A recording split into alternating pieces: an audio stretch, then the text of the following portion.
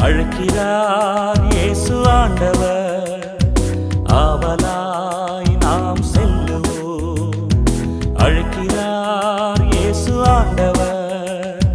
ஆவலாய் நாம் செல்லுவோம்.